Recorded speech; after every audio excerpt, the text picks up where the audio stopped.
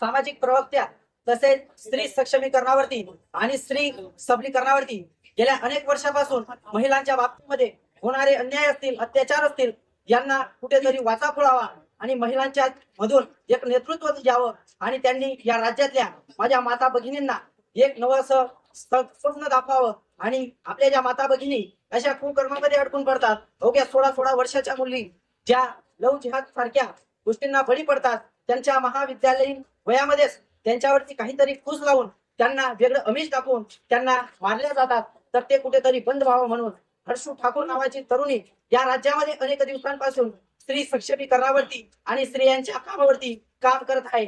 त्यात आमच्या भगिनीवरती नांदेडमध्ये एका मानसिक मनोवृत्तीच्या माणसानं प्राणघातक हल्ला करण्याचं ठरवलं.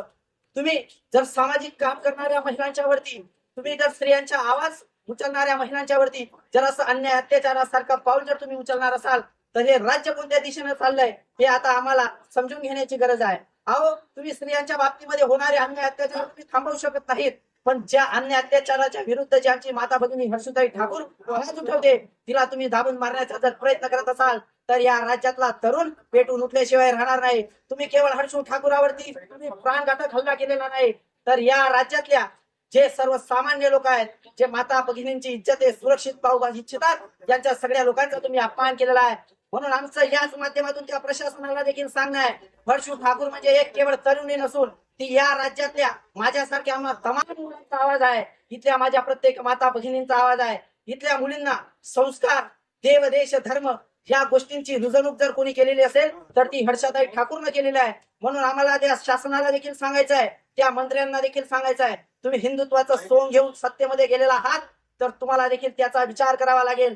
हर्षू ठाकूरला न्याय तर हा मिळणारच आहे, पण जर यापुढे जर असा कोणी केविलवाला प्रयत्न केला तर आम्ही काही देखील शिल्लक ठेवणार नाही. ही देखील धमकी वजा इशारा आम्ही या ठिकाणी देणार आहोत.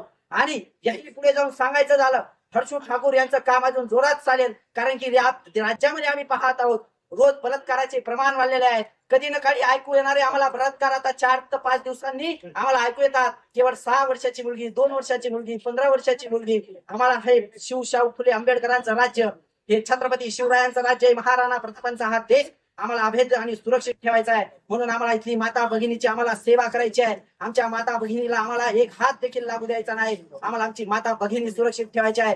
म्हणून ज्या ज्या तरुणी, ज्या ज्या हिंदू धर्माचं काम असतील, समाजाचं काम असतील, कोणत्या इतर धर्माचं काम असतील, अशा धार्मिक काम करणाऱ्या तरुणींना, सामाजिक काम करणाऱ्या तरुणींना जर तुम्ही जर त्रास देण्याचा प्रयत्न कराल तर या राज्यामधले तरुण पेटून उठल्याशिवाय राहणार नाही. म्हणून शासनानं या गोष्टीची गंभीर दखलता घ्यावी आणि हर्षू ठाकूरला जास्तीत जास्त पद्धतीनं न्याय देण्याचा प्रयत्न करावा आणि पोलीस प्रोटेक्शन देऊन या पुढे राज्यामध्ये हर्षुताई ठाकूर ही फिरेल आणि आपल्या आपल्या सभा घेईल. म्हणून हीच विनंती आम्ही प्रशासनाला करीत आहोत.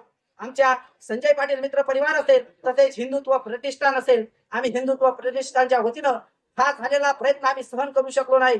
आमच्या तरुणांना या गोष्टीचा खूप राग आला. चांगलं काम करणाऱ्या माणसाला त्रास होत असेल तर हा तरुण नेहमीच पेटून उठतो. म्हणून आमच्या तरुण भावांना थांबवलं नाही. म्हणून आम्ही आज प्रशासनाला निवेदन दिलं आहे. म्हणून धमकी वजा इशारा समजून प्रशासनाने या गोष्टीवरती गंभीर दखल घ्यावी आणि योग्य तो निर्णय घ्यावा हीच विनंती.